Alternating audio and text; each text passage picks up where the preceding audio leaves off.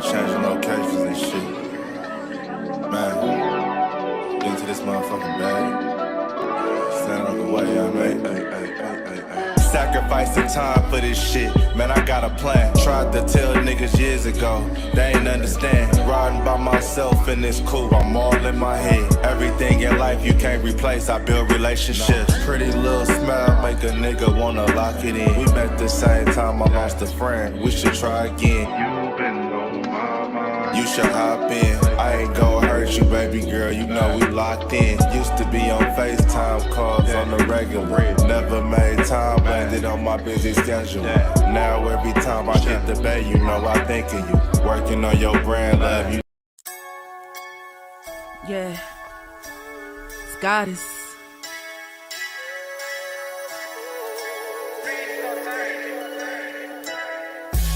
And I'm a day one type of girl. Ain't nothing wishy-washy over here. I don't jump around, stick to one side. Yeah, the silver, the blue, we got them in their feelings. That star on the field, come pay the D a visit. They say it's hatred, is it? I call it hate and simping. Cause if we wasn't that hating, they wouldn't be in our business. Listen, West Coast say the water tastes better. The fan base go harder, and all the ladies get wetter. Yeah, that's how it is when you straight reppin' for Dallas. We get it in the trap, and landlord tell us what's happening. No explanations in no shape, form, or fashion. When Henny drop the stats, ain't nothing else to be asking. Them numbers don't lie, that's why your argument dry. And we still got them rings, you got your eyes on our prize. Whether an eagle, a giant, or a commando, you in the parking lot crying, we in the Lambo, we stay in our bag, we run it up in the draft. You still talking about the 90s, so who's stuck in the past? Get off me, and I'ma need you 6 feet back. And we ain't hearing nothing till your team beat that. And we ain't scared of running, what you thought we bleed that? It's only one team over here, that's Cowboys, believe that. Yeah, this you got is the poet. Big up West Coast Cowboy, HTM Sports, and Landlord from Alabama. Y'all check them boys out. Now don't play around with the Cowboys content. Yeah, and you know it's DC. Yeah, DC4L. 31 teams in the NFL. His system is designed to stop 25 teams. Shit, I need a linebacker that's over 200 pounds. I need a defensive tackle that you got to pull away from the buffet. He's gone, so no. Let's talk about that. But yeah, that's a large part. That's a large part of your I gotta team. make this point because I ain't gonna lie, I forgot about it until you mentioned it. So I gotta get this out before it flees me, and the nation needs to hear this. And we are live. What's good with y'all, man? It's your boy Henny Demore reporting live from the liquor store, man. How's everybody doing? Happy Saturday. Hope y'all had a, productive and successful week, as I have, man. Salute to everybody already sliding into the liquor store. I know it's early. Some of y'all ain't rolled out of bed yet. Some of y'all ain't washed your face or your ass yet, but it's all good, man. It's well overdue for y'all to come and make a liquor store run. So grab you some orange juice, grab you a little bit of wine so you can get up and shine, get a mimosa ready, and we're going to get a little tipsy off this Dallas Cowboys content, man. But salute to everybody out there. I see my boy Made Man 786 in the building. Big shout out to Stephen Carroll in the building, man. What's up with you? It was a success going out there to Frisco. Everything you sent, was a great help. So I want to tell you thank you again for your continued support and helping keep the lights on in the liquor store. Thank you for everything, my brother. And yeah, we went out there. We got some great content, man. So thank you, Stephen Carroll, for your support, and really thank all of y'all. Anybody that's already supported, man. I appreciate y'all. Because y'all are the ones that keep the liquor store open. Y'all keep the lights on. Y'all are the reason we are able to go out and get the content that we get. So from the bottom of my heart, on this Saturday morning, I just want to say thank y'all, good people, man. Let's see what's in the building with us today, though, man. Chuck 817, what's up with you, man?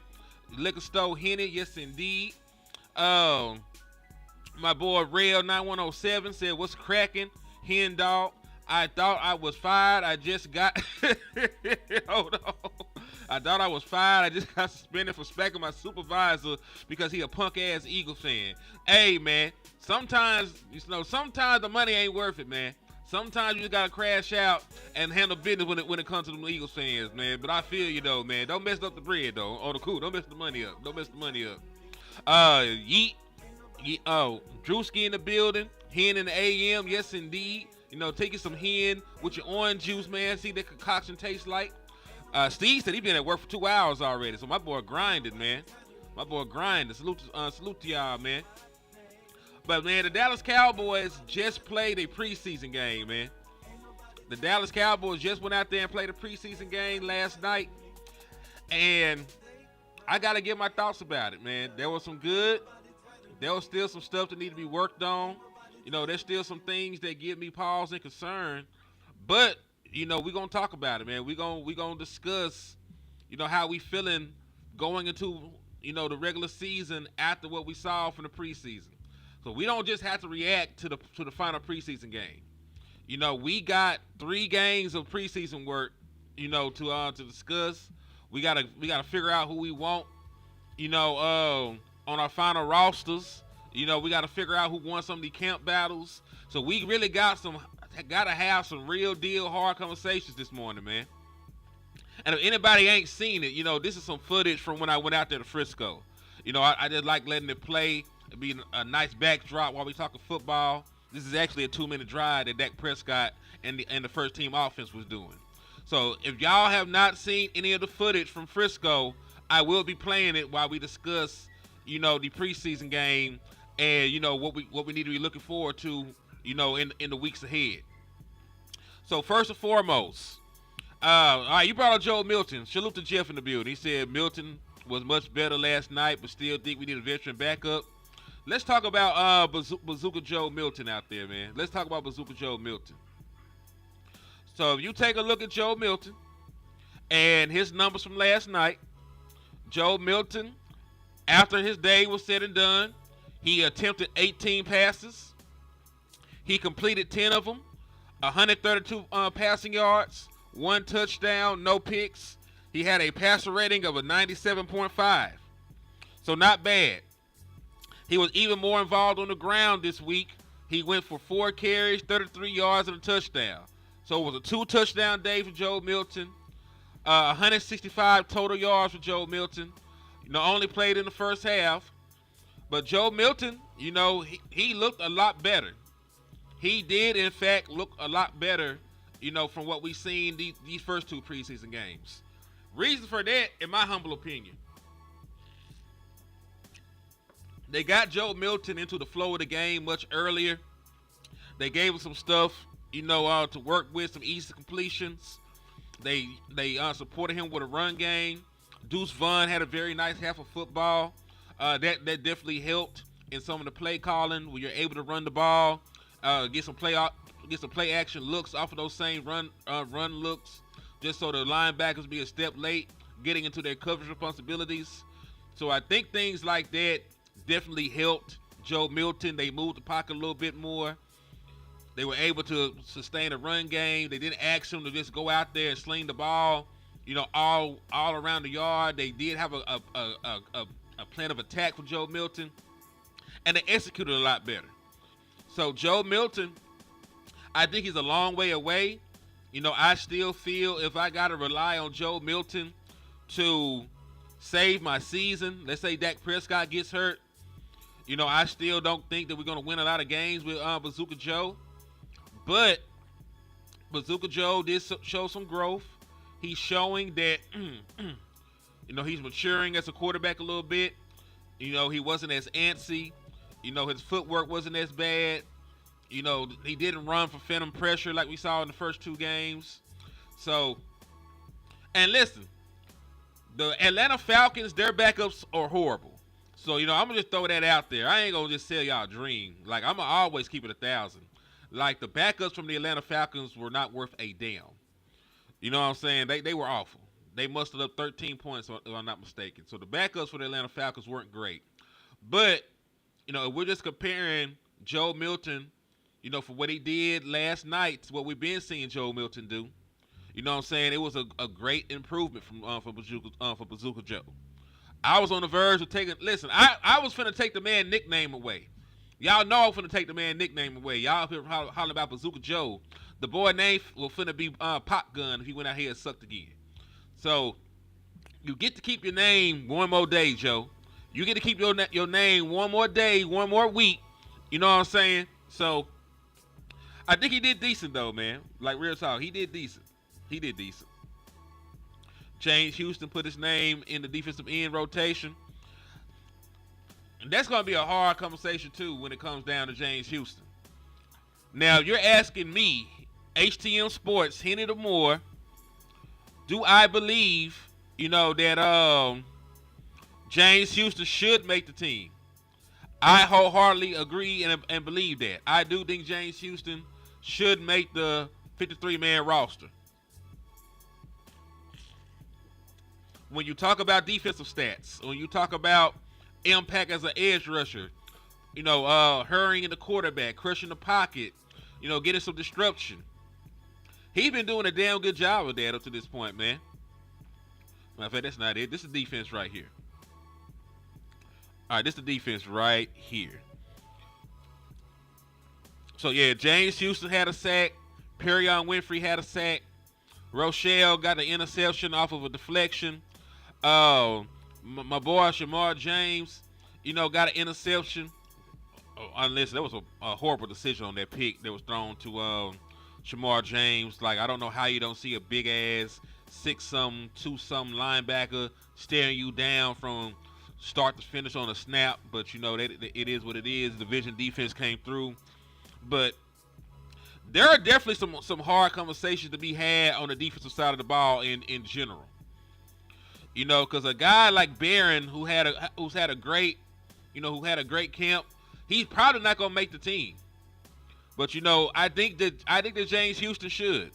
James Houston went out there, got a sack, got 2 tackles, was disruptive, had some pressures. So I think James Houston should make the team over Tyrus Wheat. But what I'm trying to prevent people from forgetting, because it always happens for some weird reason. A lot of times they have players that are lesser that they like, and they always say, "Hey man, he plays special teams so we can keep." No, man, I'm sick of that shit.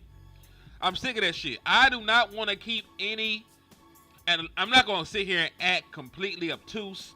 I understand that special teams is the third phase of football. You got offense, you got defense, you got special teams, but they're not equally yoked. You know what I'm saying? I'm not, just giving out roster spots because you might be slightly better as a special teamer. If this guy I got is better on defense, head and shoulders better, and I can get anything out of him on special teams, he's staying. You know what I'm saying? I mean, listen, we talk about Tyrus Wheat. It's not like he's an all-pro or a Pro Bowl caliber special teamer no damn way.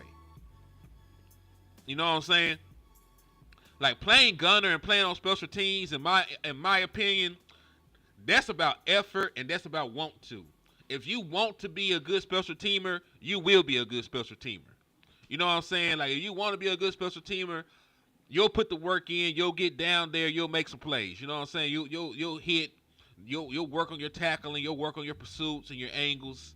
You know what I'm saying?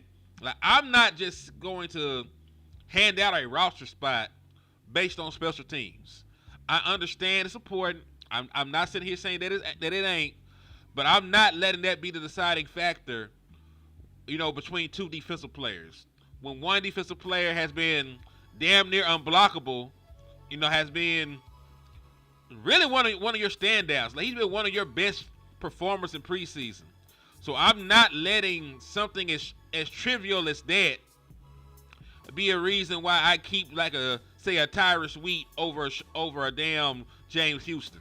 Tyrus Wheat can make it to the practice squad. Ain't nobody gonna be checking for Tyrus Wheat. You know what I'm saying? And then once you're done finagling and finessing, you can have them as a call up if you need them. After you put some guys on IR, like there's ways to finesse that.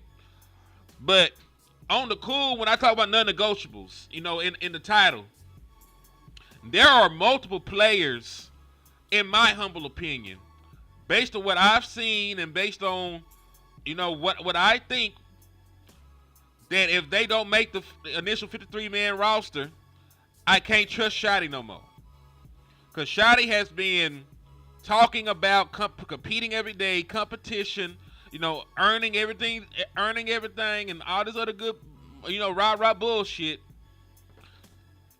If there are guys that have completely outplayed and outclassed their peers and their competition, and they still don't make the team, I can't trust my boy Shotty no more. I love Shotty. I think he's a good football guy.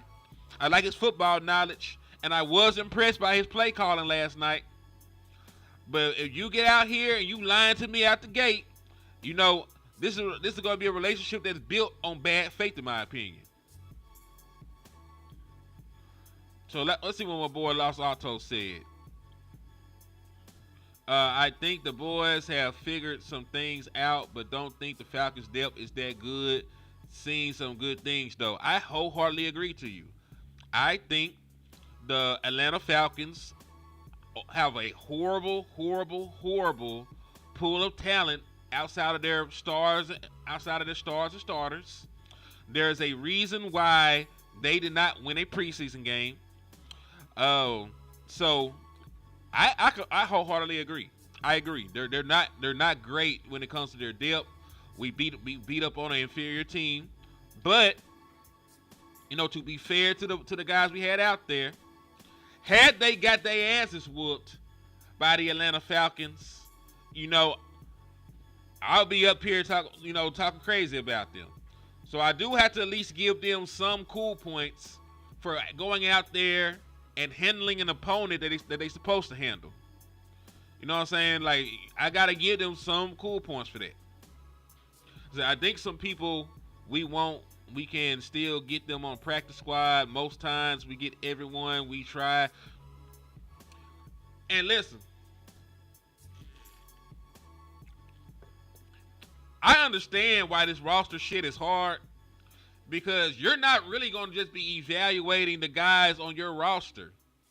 You know what I'm saying? Because Wes and Coach Marv have some good points when it comes to the fact there's going to be cut downs, and everybody get released around the same time. If you Google it, there will be about 1,186 players released, on the day of final cut down. So I think it's like Tuesday. I think this upcoming Tuesday, there will be over 1,100 players on the streets. You know what I'm saying?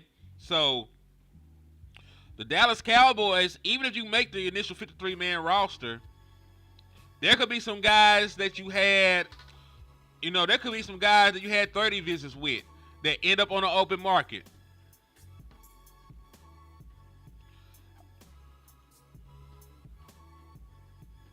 There could be some guys you had 30 visits with that end up on the open market. There could be some guys, that you had in for Dallas Day that end up on the open market. There could be some guys that you coveted that aren't bad players. They're just in deep rooms and they could not win. You know what I'm saying? They could not win out the spot. So it's possible that even if some of these guys make the initial 53-man roster, the Dallas Cowboys could spin the block within a couple days and get somebody else in there that they like more and drop them boys like a bad habit. So, like, this is, even once your 53-man roster is set, I think it might fluctuate and change, within the first few days, man. Like real talk. Because there's going to be that many players available. And like I said on the show last night, man, in the words of the notorious B.I.G., all these girls you got to like one. And there's 1,100. There's 1,100 boppers out here choosing. So, you can go out there and bring some home. I'm just saying. The Falcons have been playing better in preseason than we have. This is the only big loss they had. We gave up 31 in the first two games. I mean, that's also a fair way to look at it. You know, I don't too much argue with people about their perspectives on something like that, especially when it's about player evaluation. You know, it's gray. It's gray areas. I can see where there could be gray areas in it.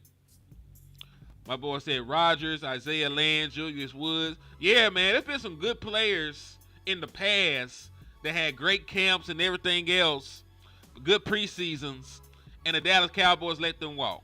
You know what I mean? So, I don't know. Good morning, Sweet Zeke. He said good morning, Hen. I thought Deuce looked pretty good last night. Still, I don't know if he makes the team. And we're talking about being fair. Let me pull up the stats. Let me pull up the stat line. Deuce Vaughn had 10 carries for 42 yards. He averaged over 4 yards a carry. So, you know what? I can live with that. I can live with that. I think that is decent production and decent, play from Deuce Vaughn. Now, I wasn't too excited about Jadon Blue because Jadon Blue had 9 carries for 25 yards. Then he left the game, with an injury. He had the same ankle injury bothering him at this point in time. So I can't say that I'm too excited about Jadon Blue and what I saw. I think Phil Maffa had, 2 decent runs. He had the big run to set up the goal line touchdown run that he had. So I think that the Dallas Cowboys, have some tough decisions to make at running back, which is why I did not want them to just pencil in. I didn't want them to just pencil in Javonte Williams with the starting job. You know what I'm saying?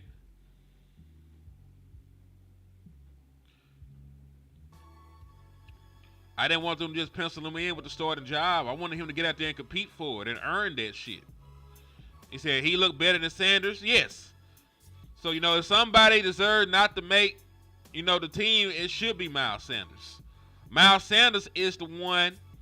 Miles Sanders is the one that has not produced. He's gotten opportunities. He's gotten carries. It has not looked great for Miles Sanders, in my opinion. And listen, we got the king of the trap sliding in early on a Saturday morning, man. Got a patrol, man. Make sure everything is in order. Salute to my brother Landlord from Alabama in the building with us, man. How you living, my boy? I'm doing great, man. I'm just out here doing my thing, man. How y'all doing this morning? Man, living righteous, man. I don't know if you know nothing about that, but we living righteous over here in the liquor store where we sell iniquities. I'm always living righteous, my brother. They said they tried to do that to Zeke last year. Ryan Flournoy. So let me ask you, Landlord, because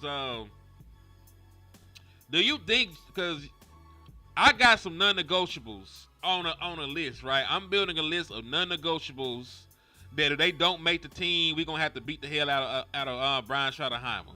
Like, you going to hold them down, I'm going to punch them in the face. We're going to both go to jail, but, we got bond money on deck. But Allegedly, like, this is hypothetical. He might do everything right, and he might not have to get these hands. You know what I'm saying? But just in case we have to beat a bitch up, you know what I'm saying? Who are the players that are non-negotiable for you? Like, who are the guys that got to make the team, regardless? They can't tell you shit about them, or, you're going to punch them in the throat.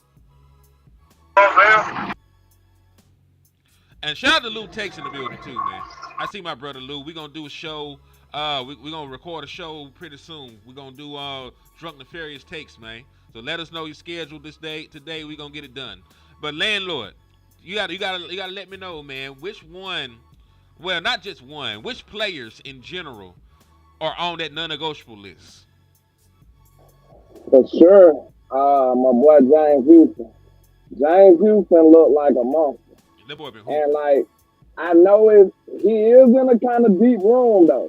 That's the only reason I might not, you know what I'm saying, pull out the tiki torches and stuff.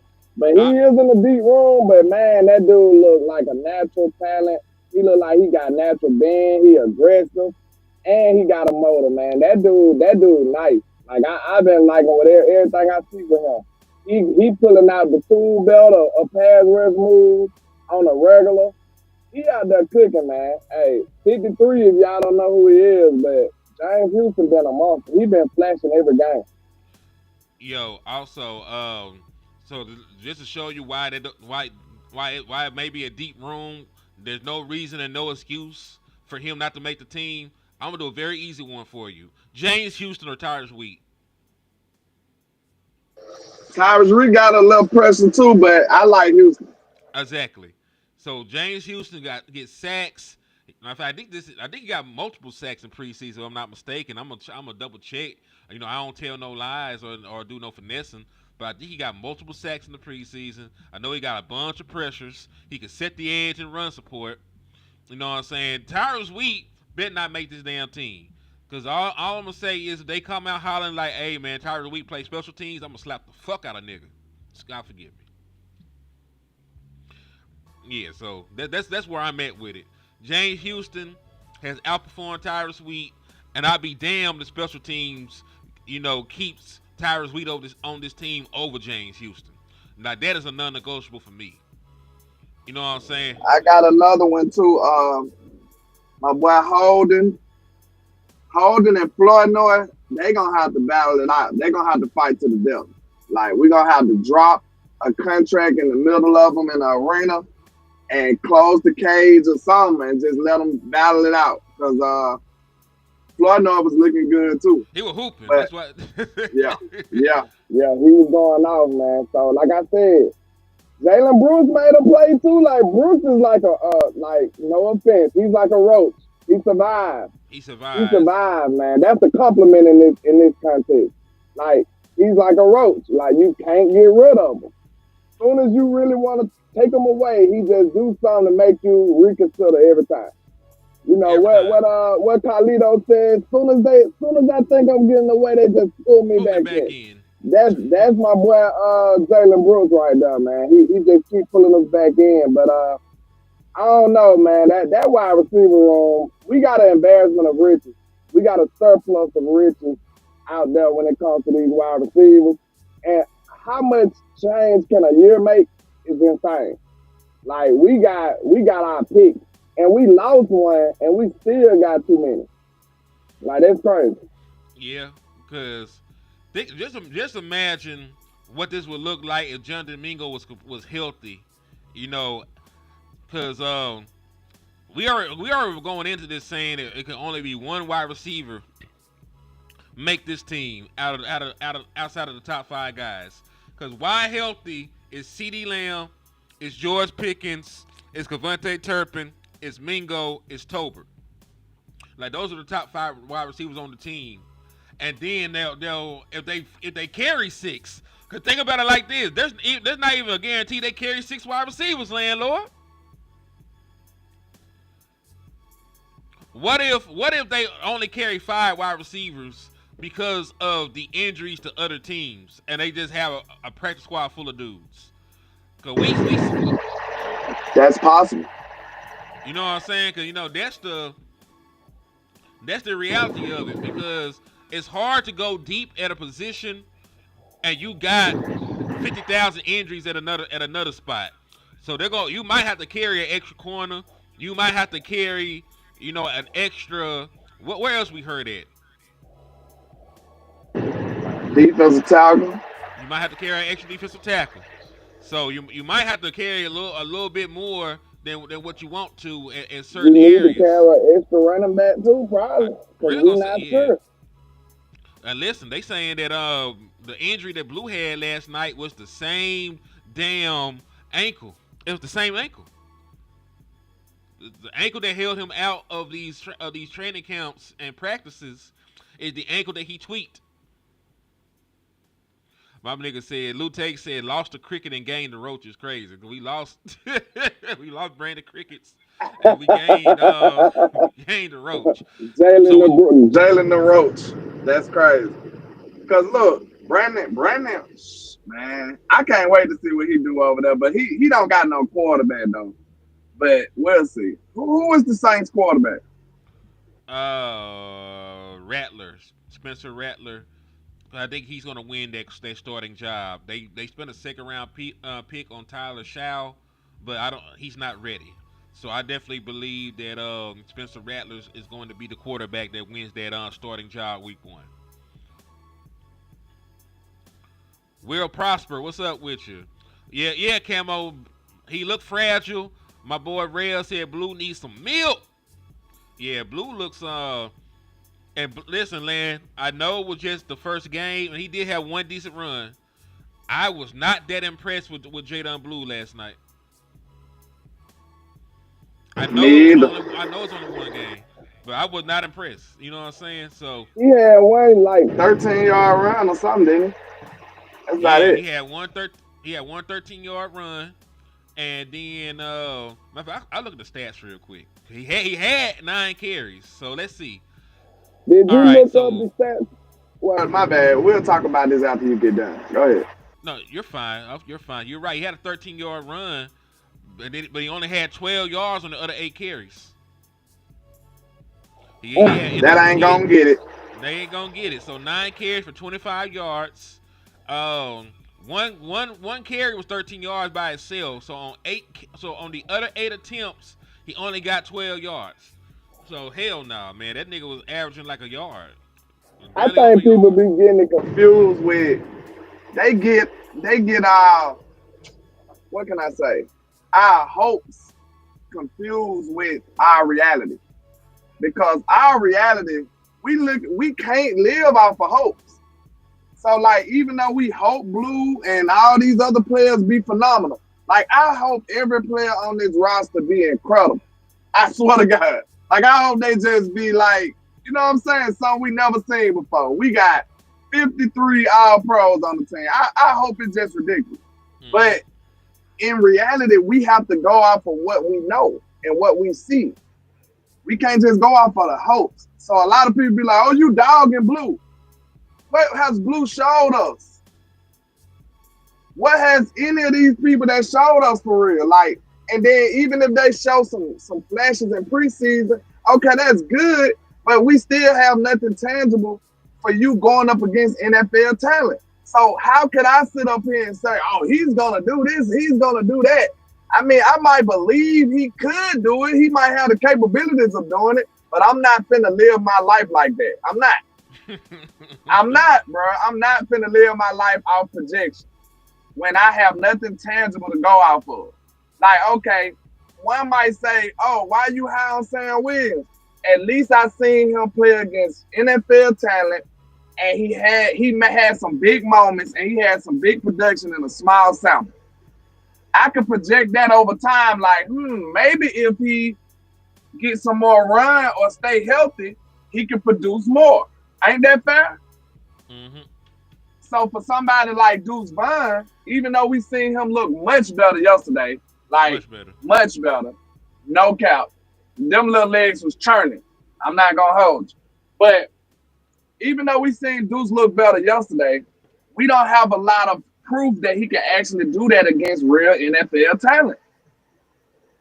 Because that was like the third stringers out there. Mm-hmm. See what I'm saying? Like that they didn't really play nobody, right? The Falcons didn't play nobody. Hell nah. They starting quarterbacks, they starting running backs. No, they were listen. Ben DiNucci was out there throwing passes by the end of the game, so you know. Ben DiNucci threw his first pass. It was an interception. Like I'm just glad he didn't look better than Joe. And like we gonna get on Joe real quick, but did you ever look up some of the stats by James Houston? We'll talk about his production. Yeah, like the stuff that he did so far. Not with the Cowboys, just in his career. Yeah, in the NFL. I did, because he had a year where he had 8 sacks, and then he hasn't had a sack since then. So his rookie year, but I think folks were saying that he been dealing with injuries and stuff. So he broke the rookie record. He broke the rookie record for sacks for the most sacks through 6 games. He had 8 sacks through 6 games. He only had 6 games with them boys? 6 games, no. I'm saying in 6 games he had 8 sacks. That was the most ever. Oh, in that span. Okay. It was selected. I think that's noteworthy right now.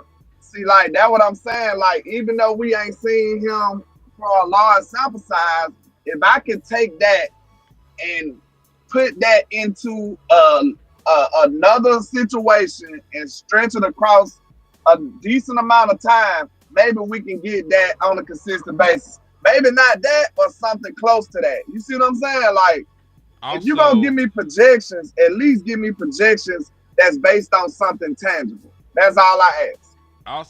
it says here he became the third NFL player in history, to open up his career with a 4-game sack streak. The other two players were T. Sizzle, Terrell Suggs, and Santana Dotson. We know that Terrell Suggs is a future Hall of Famer, and if you don't remember, Mr. Dotson, he is a Super Bowl champion. You know what I'm saying? I believe he won the Super Bowl with the Green Bay Packers back in the gap as a starting pass rusher. So So is that not something tangible to be excited about? yeah, because it's in game. Yeah, okay. So I wasn't wrong. They say he's been battling injuries, so he hurt guy. So he's a guy that's been battling injuries. Okay. So listen, if you got talent, but you just been hurt, you a Dallas Cowboy, because that's their specialty, is it not? Reclamation projects. That's how they got Malik Hooker in here, right? Former first round pick. Before Malik Hooker got here, he was fall apart off of Roger Rabbit. Mhm. We had to buy some of the other parts and put them together. Don't ask where they got them from, cause I ain't got time for that. But you gave them the parts. You I'm gave them the just parts. saying they had to fully assemble Malik Hooker and weld them together. Cause he was fall apart. I don't know if y'all know who fall apart is. Maybe y'all don't. Maybe y'all too young. I don't know. But he They was fall should know. apart. You understand? That was a very popular movie, so they should Exactly. know. He was fall apart. He couldn't do nothing. So yeah.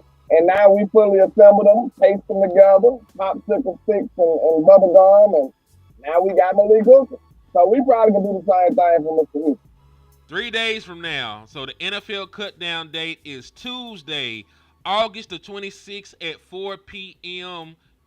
Eastern Standard Time. So the Dallas Cowboys have to make their decisions by 4 p.m. on Tuesday, because Troy wanted to know when the cut down date was. So dog, everybody and their mama gonna be on the streets Tuesday. It's gonna be a free for all. What West called this shit? The broke man's free agency.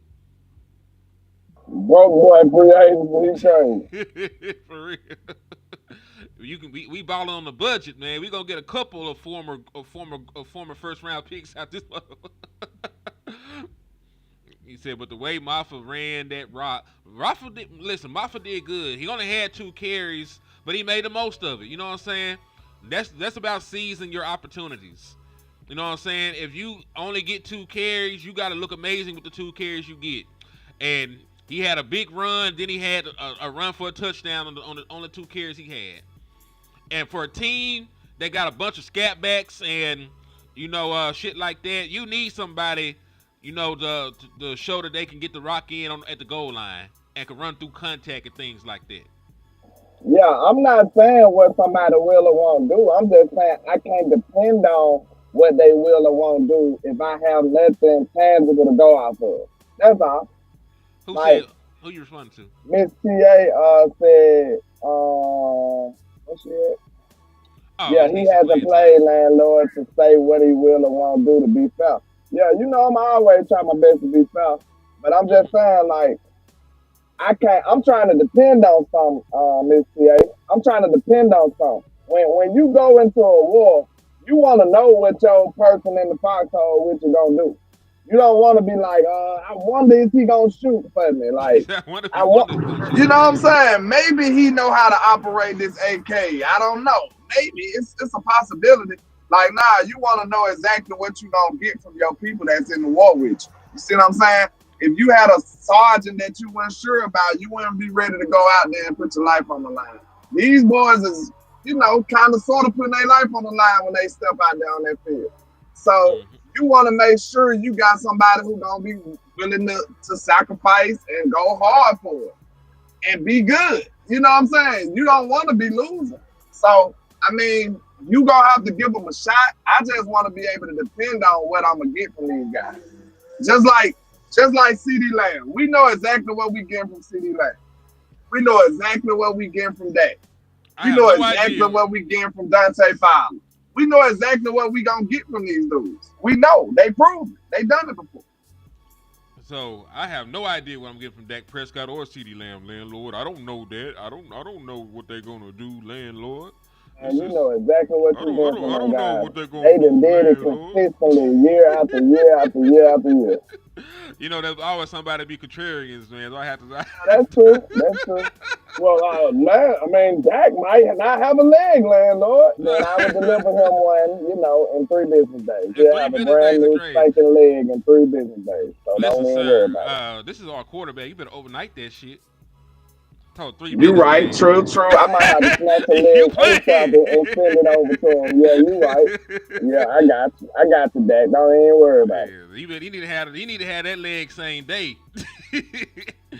But Lance, you were telling me you were making a checklist. I want you to talk to the people about your checklist for Shotty going into the season because I think the shit was dope.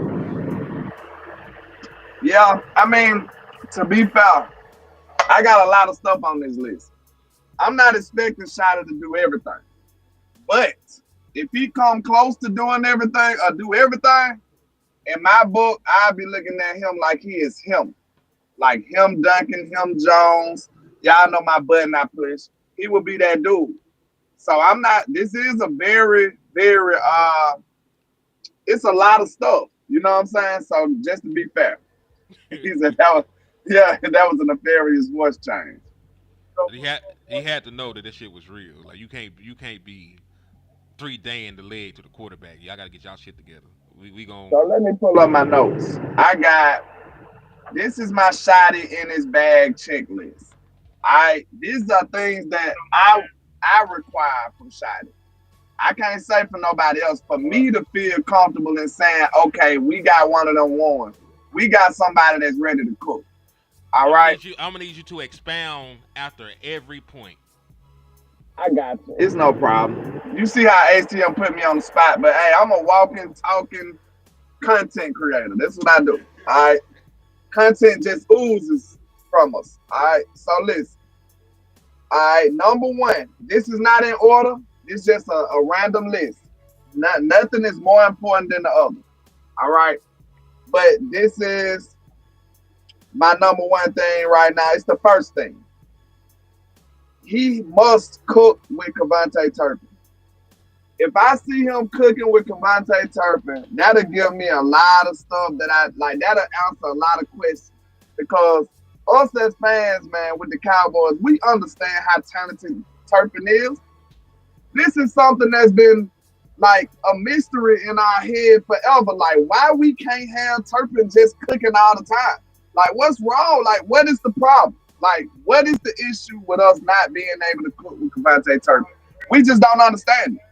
I think I can speak for the whole nation with that. So that is one of the dead giveaways for me. If Mr. Brian Schottenheimer can cook with KaVontae Turpin, and I mean, like, I got him doing all of these runs out the backfield, some screen passes, some deep passes, like utilizing his speed, using him as a decoy.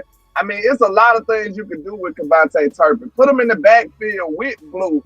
Like, put him in the backfield and do all kind of stuff. Like, you can do a lot of things with that talent, that speed, that agility, and that athleticism. So, Shotty, you must cook with KaVontae Turpin. That's one of my first things I said. Okay, on to the next. I need him to establish something in his offense. I don't know what it could be right now, but he needs to establish something in his offense that's dominant. He needs to find something that's dominant. And I know the only thing I can think of right now is the passing game. But he needs to find something dominant in his offense and then make variations off of that. Like, make other stuff off of that. Like, okay, say for instance, we dominant in the 11 personnel. You need to have something that looks exactly like your best play and then have like 4 or 5 different plays off of that one look. You need to have them Okay, third down situations. We know the Cowboys like to run this play, and when they in this formation, they run this play 75% of the time. Okay, boom, shot it. You know that too. You should know your own tendency. Self scout yourself. So if you know you like that play, that's one of your bread and butter plays. Find a good situation in the game where you throw a loop at them. You throw a wrench in the game. Oh, you thought I was going to CD? Oh no, we got Cavante Turpin in the game. He running that route. Oh, we got Blue running that route. Oh, we got somebody else. We running that route on the other side of the field. We not even running that play. We like, you know what I'm saying? You got to be versatile and creative with the looks that you get these people. That's what I need from you. Okay, number 3, use motion with purpose. Like I don't want you to just run ghost motions for no reason and just running people across the field for no reason. I want to see the defense got to communicate to a top tier level. I want to see them like, hey, pointing and looking confused. And I want you to do it with the quickness. Like, I wanted to be kind of like prime Aaron Rodgers. You remember that? Like prime Aaron Rodgers had the whole defense confused and then hike the ball in 3 seconds. Like now you got 12 players on the field. You got people all scrambling around. It's just total anarchy on your defense. And that now they got to find a way to find where he going and defend the play. So I want him to be able to use motions to scramble up these people's responsibilities and find a way to exploit the defense, man. That's one of the best things I need. So I know he do a lot of motions, but I want him to have motions with purpose. All right. Number 4, use a bunch of different personnel groups. I feel like we got a lot of things that we can throw at a team. Like we got 2 tight ends. We can run a 2 tight end package, 12 personnel package. We can run 11 personnel. We can run a whole bunch of different schemes and personnel groupings together. Like I said, put Blue in the slot or something. If he ain't a good running back, like we hope he can be, shit, find a way to get some money from him. Use him in the slot sometimes or something, and throw a loophole at the throw a curveball at the defense or something. Like you just got to be creative with the personnel groupings. Throw Hunter Luke in there sometimes. Hopefully Brevis Fan 4 can come back, and I really be in favor of using 2 tight end packages. But it's we got a deep offense, and I feel like a lot of guys need touches, and you can be creative with that. So be creative with the personnel groupings. Don't get crazy like Kellen Moore used to and just only run 11 personnel. Don't do that. All right, let's see. Number 5, establish who your number 1 back is early. I'm talking about early. Like, I wish it was yesterday. But don't wait to game 8. And now we finally figure out that Rico Dowell is the best running back in the room. I don't want that to happen. I don't want to go through that because I feel like we will be sacrificing games in order to do that. So that's if you really like that, you need to be identifying who your number 1 back is early. I hope it ain't Javonte Williams because I ain't seen that young man do not one single thing. But all right, let's move along. And I'm telling you, you're gonna sacrifice games for not knowing who your running back is. Hey, before you continue, how many is this so far? That's 5. That's 5 things so far, right? That's 5 right there. All right. So how many more do you got? Is the question. We gonna let you finish them. I want to know. I just got 12 right now. All right, this nigga, listen. So for anybody out there, if you wonder if landlord is a tough critic, this man got a dozen things for Shotty to do. For his step of approval. But if he do 12 of these, he is him Jones. If he do 6 of them, he doing damn good. You see what I'm saying? So you got a grading scale for him. Yeah, he ain't got to do every single thing. Okay. If he do every single thing, I'm going to be on here saying that Shotty is one of the dopest ones in the league. Like, y'all can't touch him. Like, I'm going to be on that. Keystone hit somebody he hit me with a $4.99. My brother said they wanted to put Deuce in the slot. Why not try Blue? I mean, listen, if his ankle can hold up, because y'all were asking, he left the game with the same ankle injury that he had during training camp. If his availability does not overshadow his actual ability. I don't mind him getting some slot reps from time to time. You know what I'm saying? Because he's good at the receiving stuff. Hold But on. Somebody just hit me up and said they need an ankle. Hold on. shit, I'll hold be on, back. yeah. Hold on. Overnight it.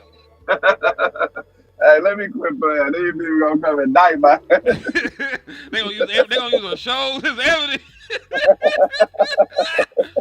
They gonna say you over here selling illegal body parts. Like, what's wrong? Like, But listen, nah. it was just on the street. When I found these ankles, there was just a bag of ankles out there, and I didn't want them to go. I didn't want them to go to waste. A bag of ankles with just a spare miscellaneous bag of ankles. They Crazy. were all different colors, all different sizes, all different ages. But, Yeah. they all were used though. There were no fresh ones. So. Don't even worry about it. But Well, yeah, now, continue your list though. I think this shit fire so far. I don't disagree with most of it yet. So okay. Let's see. Number 6. Be aggressive on early downs to create short third downs. Like most dope offenses, they don't suffer with third and long much. And then guess what? You might as well be aggressive on first and second down because you still got potential to get a penalty. So when you being conservative, oh, I'm gonna just run the ball right here, get 3 yards, and then now you got a holding call. Now it's goddamn. You see what I'm saying? First and 20. You see what I'm saying? So you might as well be aggressive to try to prevent getting to all of those third and long. And guess what? In 2016, when we was on fire, we didn't have a lot of third and long situations. We was aggressive on first and second down, and we barely even got the third down. So that's the beauty. Like, you don't even have to go to third down. I don't know if y'all know that. You don't really even have to get to third down. It does not have to happen. Matter of fact, you can know score what I'm on saying? the very first play if you want to. Third down is not really something that has to happen for real. It just depends on how the game go or how aggressive and how effective you are. So, just imagine if you had a game where you had 10 possessions, but you only had 3 third down situations. You was cooking. You see what I'm saying? You going crazy. That's possible. We've seen that before. So, yeah, limit the third down situations. And I feel like, I'm going to tell y'all right now, I got all the confidence in the world in Dak Prescott when it comes to third and short.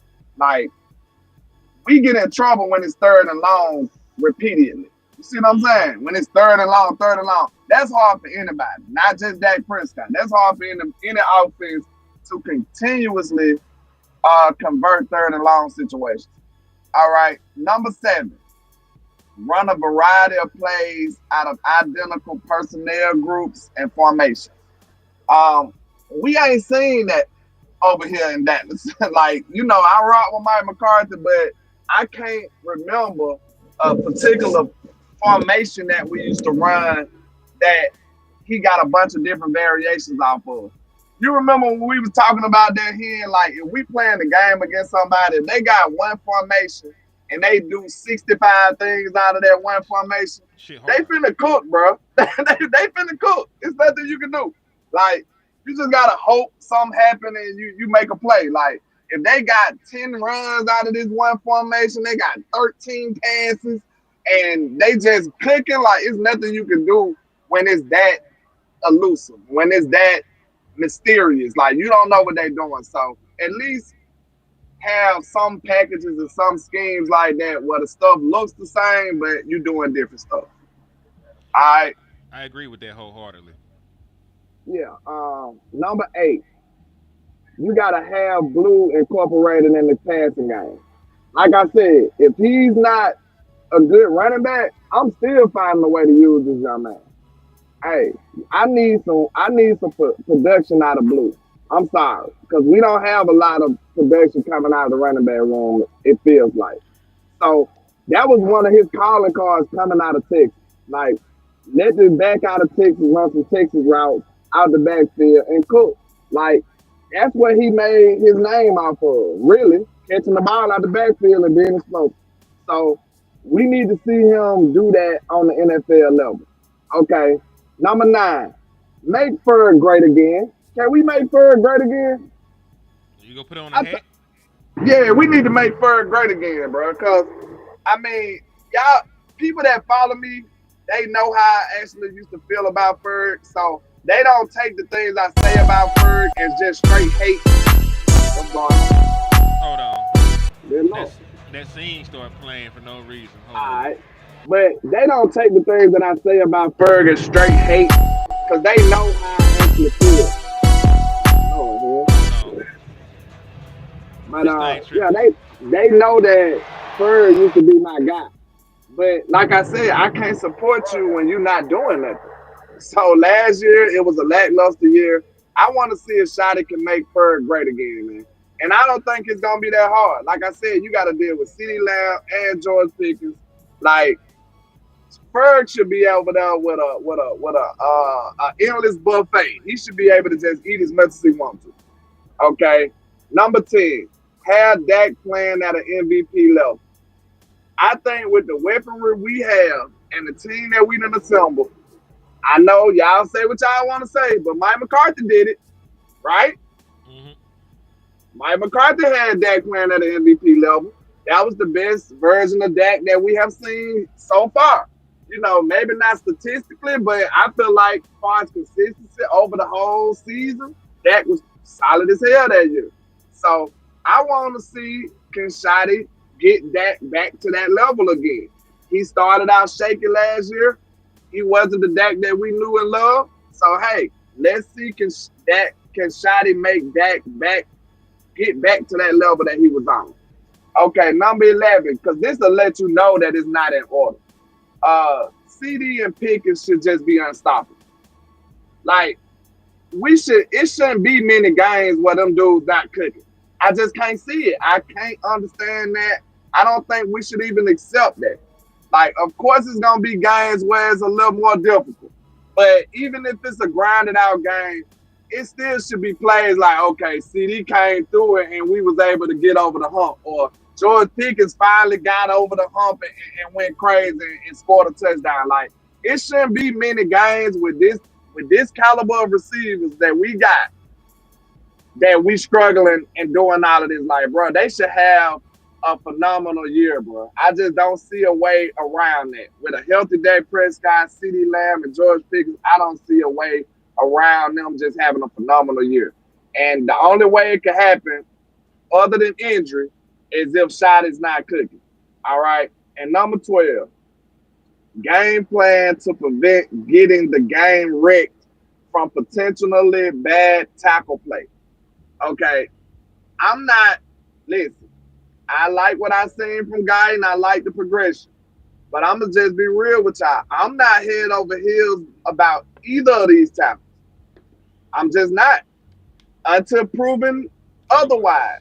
And I think that's fair. Like, let me know if I'm being fair or not. Y'all know I fight for fairness. That's my motto. Let me know, am I wrong for saying I don't fully believe in this tackle group? And still or guidance. Like, I'm not sold on these guys no more. So I gotta see it, bro. So if Shotty's really like that, he will be prepared for this. He won't let the game be wrecked by bad tackle play.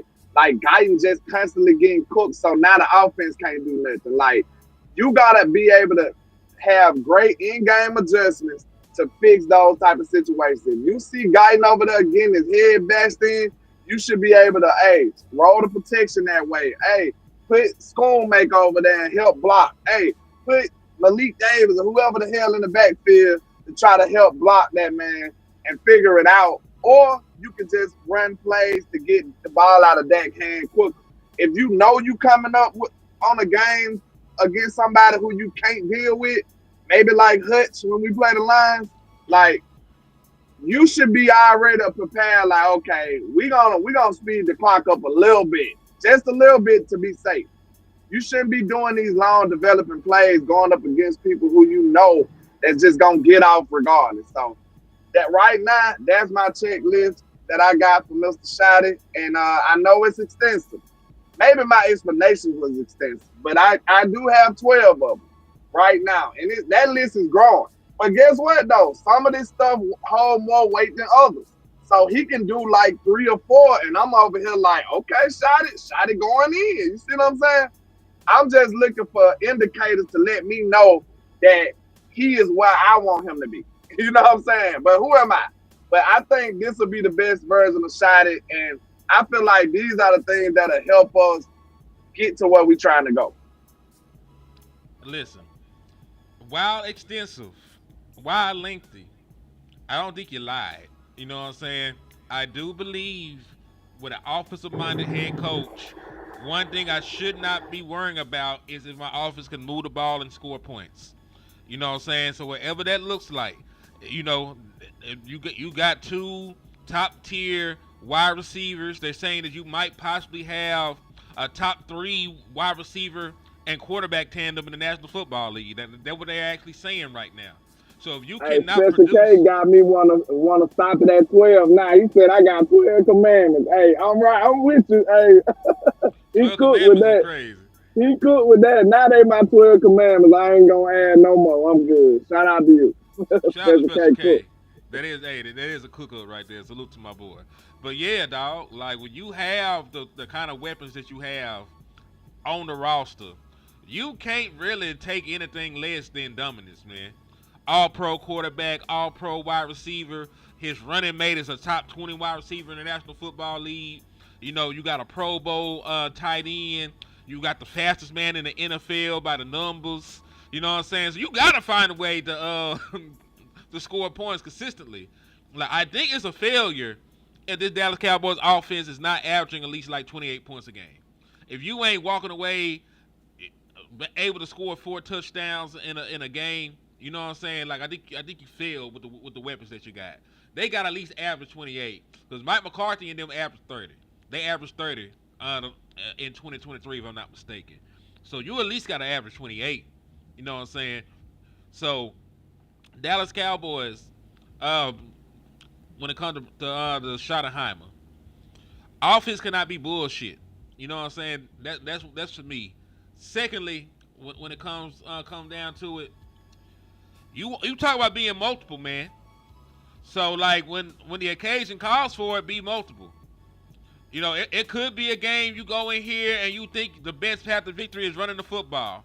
But if you get in that bitch and you can't run it, you know, air that hoe out. Don't die on your sword. Get to your bread and butter. Flip side of it, you could go into the game thinking, I want to throw the ball around the yard. But we play an outside game. Next thing you know, the wind fucked up. It's raining sideways, and it's not conducive to throwing the ball around.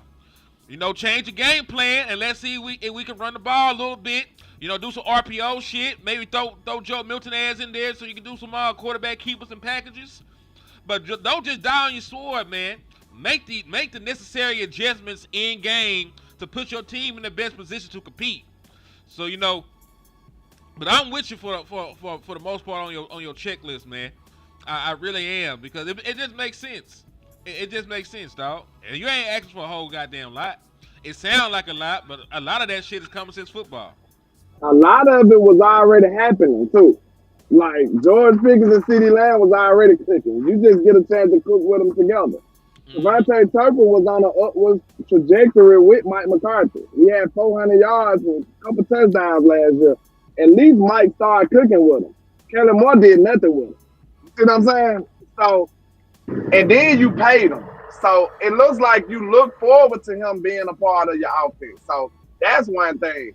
A lot of this stuff, I mean, establish who your number one back is early. Is that asking for too much? No. Some of this stuff is just common sense stuff that'll hinder us from winning if he don't do it, though. Real talk. It is. You know, that's why I'm not saying you ask for too damn much. Because and listen, that's one of the reasons why I'm really upset about the Javonte Williams shit. We are supposed to be competing, and we're supposed to have a real open running back competition. I'm not saying that anybody up to this point has done anything to win the job, but Javonte Williams, by not playing, for damn sure ain't did enough to win the damn job. So just because you gave him the job week 1 does not mean by week 5 or week 6 or week 7, you know, that that he's going to still earn it and still need to be the guy out there. That's something that you could have sped up by letting him actually play, this entire time. So I still got issues with how they handle these competitions, but shit, I feel you with that though, man. Also, Cuz said, I know I've been hating on Mozzie, but he looks like he'd be a rotational one. He played good football last night. Mozzie Smith did play good football last night. And that's all I'm saying. I'm not saying he's an all-pro. I'm not saying he's a pro bowler. I'm just saying that Mozzie Smith, for the most part, does his job. And what you really need is to upgrade over, the other defensive tackles in the room, dog. You need to bring in like a Raekwon Davis or some shit. You need to bring in somebody just as good or better than Mozzie Smith so that you can actually have a solid interior rotation at one tech. So like, I think Mozzie, for what he's asked to do and what he is okay. Like I said, he like a 5 out of 10. He's not the worst thing in the world. He's not the best thing in the world. He just averages the motherfucker. It's just, if you actually get another good one tech, you get somebody in there with Mozzie that's a 7 or an 8, you got something at that point. It's just Mozzie can't be a 5, and then you relying on Jay, who might be a 4. You know what I'm saying? You got to pair that 5 with like a higher number to boost the overall score. Because right now you got a 5 in Mozzie Smith and like a 3 or a 4 in Jay from UCLA, and what you really need is like an 8 and then a 5 in Mozzie. You know what I'm saying? You got to do something to boost your GPA. Because right now that defensive tackle room is flunking.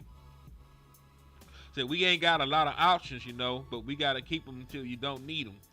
You got to hope that they cut somebody. Not us in particular, but you got to hope, that during this 53-man cut down, you got to hope that the Dallas Cowboys are able to find a defensive tackle that's better than some of the other guys in the back half of the room. Like, is it hard to ask for somebody? That's better than Denzel Jackson? Is it hard to ask about somebody, that's better than Tommy, how you say his damn name, King Basette, whatever? Is it hard to ask for somebody better than Jay from UCLA? I'm not asking for much in one take.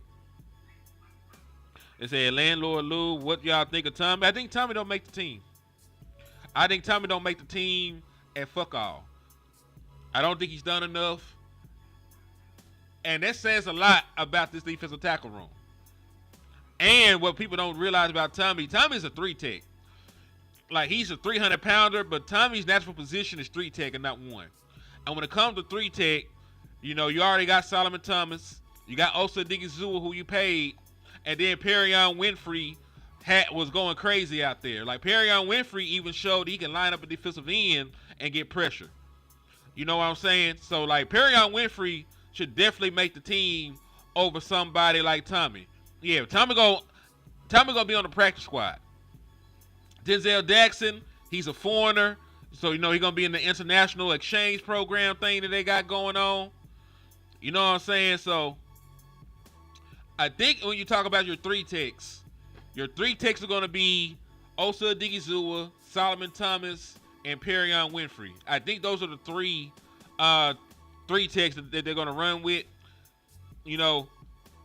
I think when it comes to 1-tech, it gotta be, it got to be Mozzie Smith, maybe Jay from UCLA, and a veteran that's not on the team yet.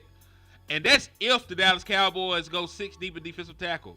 They might only carry 5. And that's one of the reasons why they were talking about position flex and letting Perion and Solomon Thomas and them get reps at 1-tech.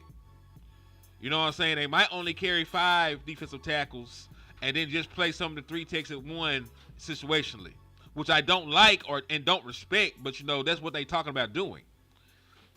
So we're gonna have to see where they go short at when it comes to these positions. He said Winfrey was working. Winfrey was fucking hooping. He said on Now, Wednesday. we're gonna get into the Joe Milton conversation. Fuck Joe. Don't do Joe like that. Okay, fine. All right. Let's talk about Joe. Joe had a much better game yesterday. Like He I really said, did. this is Joe Milton from yesterday. 10 of 18, 132 yards, a touchdown, no picks, a passer rating of 97.5, 4 carries, 33 yards, and a touchdown. So 2 touchdowns, no turnovers. See, like, I think people fail to realize this is all I was asking for, bro. I'm not asking for Joe Milton to go out there and beat Joe Montana. I'm not asking for Shotty to act like this man is the greatest ever. But can we at least sustain some drives, like, and get a field goal, get a touchdown? Like, we wasn't doing that, y'all. But people say I'm too tough on them. Like, bro, we wasn't even driving and scoring points at all. Like, we was looking terrible out there. So of course I'm gonna be hard on them. Yeah, because I said this on Twitter, and people still didn't read the text right. They didn't read the tweet right. They said, I said with Joe, with the right plan and the right play calling, that man should be able to look serviceable, at least. If you can't look serviceable with the right plan and the right play calling, man, you're not an NFL quarterback. That's just point blank period. But he did. So that's a good thing for him. Shotty put together a decent plan for him, and he looked like a normal quarterback. We see a lot of these quarterbacks who never done nothing in their life. We don't even know where they come from. They just players. They name ain't even got a name on the back of the jersey. It's just a player. And they go out there and have a better preseason and have actually making second layer throws and stuff. And that's stuff that we ain't seen from Joe. So I felt like it was Shotty's job to make Joe look decent. And he did. So I'm happy about that. I think that Joe Milton is still a long way away. If Dak Prescott goes down, I'm going to make draft content still. But I think that Joe Milton, if you have a game plan for Joe Milton, can be a serviceable quarterback for the Dallas Cowboys. He's athletic. He can move. You can move the lunch point for Joe. You can get him outside of the pocket. You know, you can do a lot of things for him, man. But what I will say is this. If Dak Prescott goes down, this is not going to be a Dak and Tony Romo situation. You will be drafting the best defensive tackle in the draft next year.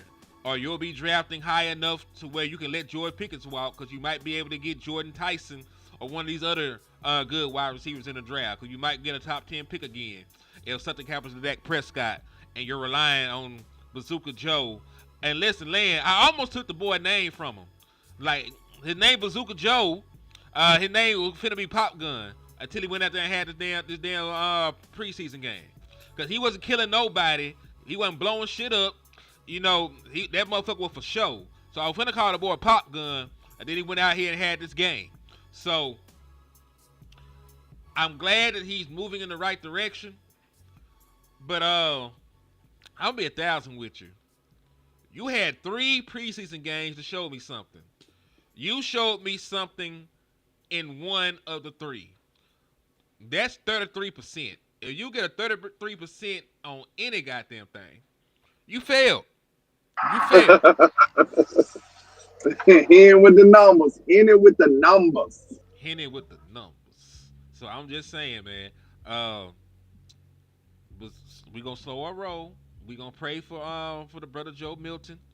You know, we gonna pray that he gets some coochie before every game, so he ain't throwing the ball so hard. You know, we gonna pray that he we gonna pray that his prescription glasses and prescription contact lenses are good, so he can actually read the defense in the field and see what the hell is going on. He was still launching the ball too. They were just catching it yesterday. But like, he did have a deep pass, and I was like, "What the hell was that?" Like you know, a lot of times when it be an incomplete pass, you still kind of get what they was trying to do. You're like, "Oh, I can see what you was trying to do," it was a couple passes. I was like, what the hell was he trying to do? Like, I didn't even understand. Like, I know you were trying to throw it to that guy, but I didn't see how you was expecting him to catch it, though. Like, that's the problem. Like, what was that? But, yeah, Joe did better, man. He did better. He did much better. He did much better. And listen, I'm gonna talk my shit. You know what I'm saying?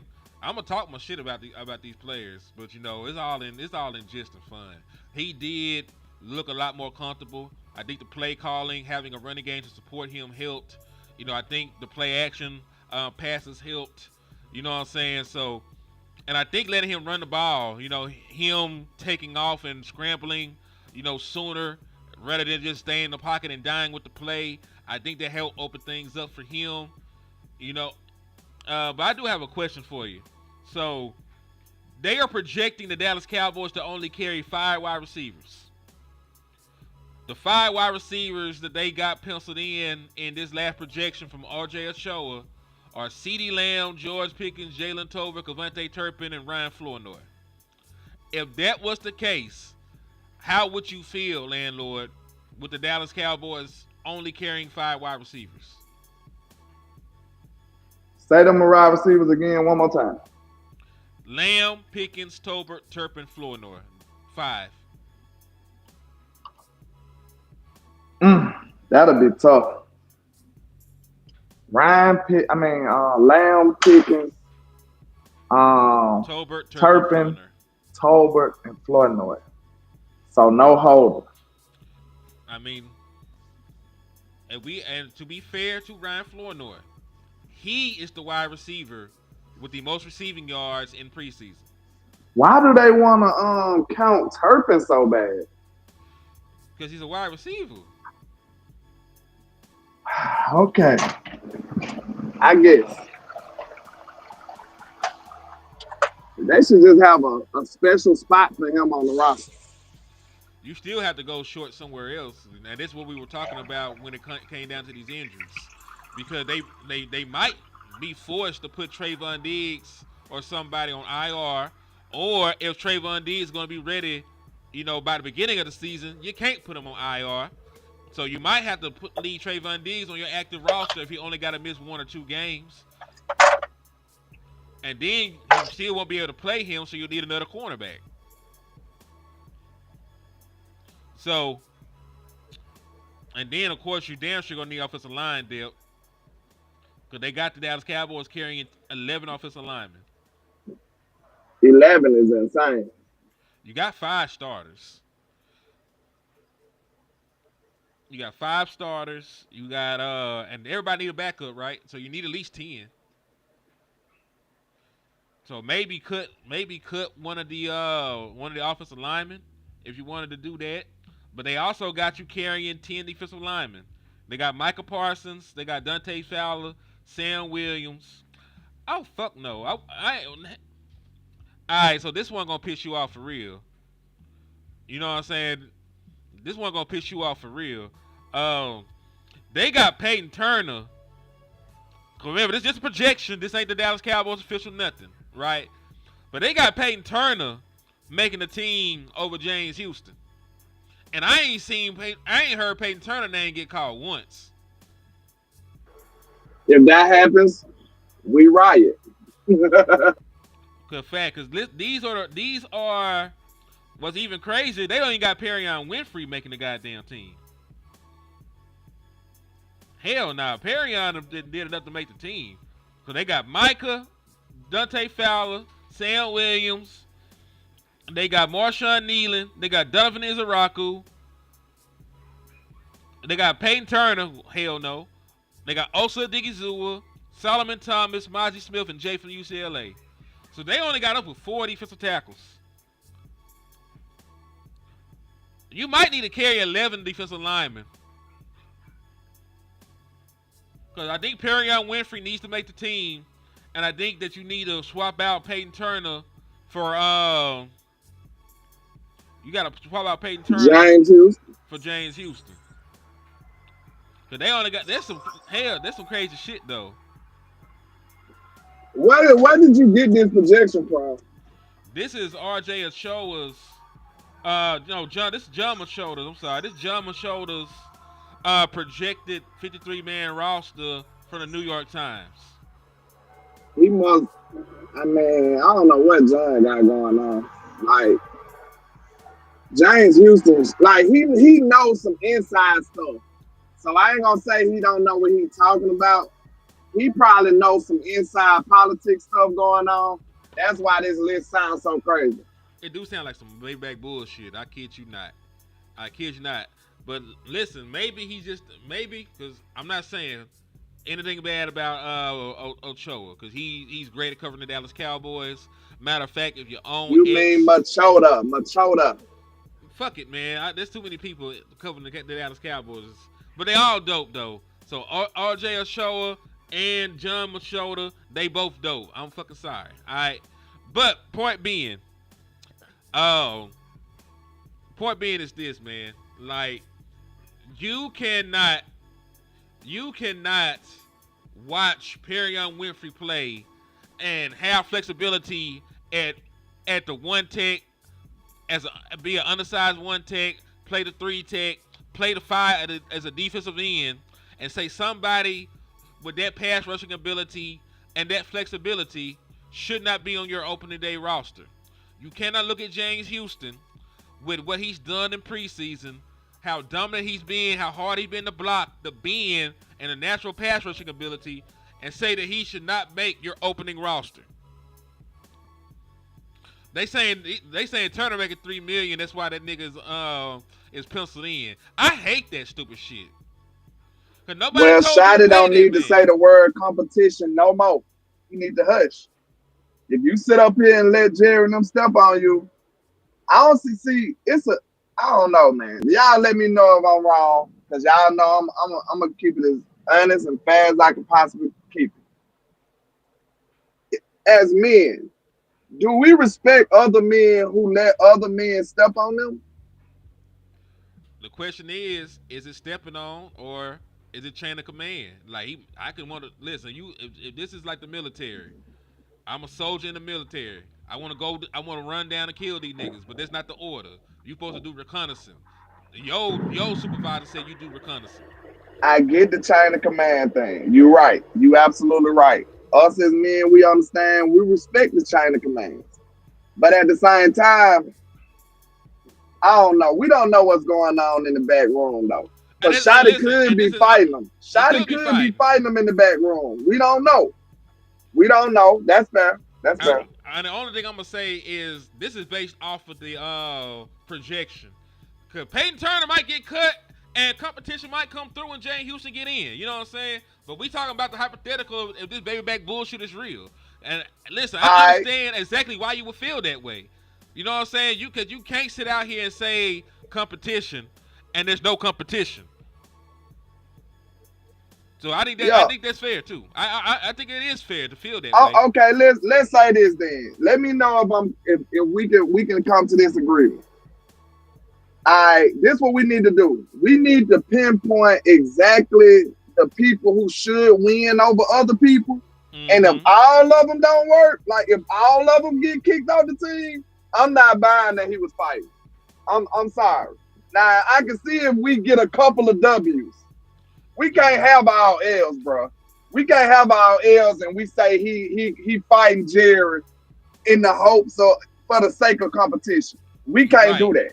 We can't do that. Because you know what? If there is like some folks that should have made it and some folks you don't feel that should have made it, you can tell there was a legitimate give and take and some concessions made on both parts. You know, that's what happens when you negotiate with somebody. I'll give you this, but I'll take this in return. What you the back and forth. Like, I'll let you keep this nigga, but I got to have him. You know what I'm saying? So if Shotty let James Houston walk off this team, bro, that's gonna be crazy to me. I'm not gonna hold. So let me ask you a question. In terms of fairness, what if James Houston got to be the one to go for you to get Trayshawn Holden? What if that was a concession? How would you feel about that? Given the sake of my receiving core compared to my pass rushing group, especially without Micah Parsons, I might have to fight for James Houston more. Real talk. Without Micah Parsons. But what if, okay, so this going to come down to another question. Do you think Michael Parsons finna miss $1 million a week? Hell nah. He'll be a goddamn moron. Hey, if I was Michael Parsons, I would find. If David told me that, I'd be like, bro, pay me then. You pay me. That's what I'm if saying. You ain't gonna pay me, I quit. Hey, you fired. That's what I would say. Real talk. Listen, when we say, Michael Parsons miss games, he'll miss this X amount of money. We gotta contextualize that shit. They play a game every week, nigga. You finna miss $1 million a week? That's insane. That's bro. I don't think nobody on the planet would sign up for that.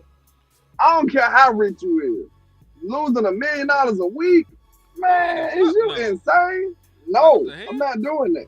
Then listen, the Dallas Cowboys got games with. If he hold out all year, we gotta stretch when we play 3 games in like a 12-day span. Around November. So they getting a big check. Boy, you finna miss like 3 something. You finna miss over $3 million in a 12-game span. You fucking crazy. Hell no. So look, man. that's our next homework assignment that we gonna present to the people. We're gonna present to the people with the next show that we do. We need to hone in on the positions that we know for a fact, on the battles that we know for a fact that it's a clear winner. And it might not be that long. We can do it right now.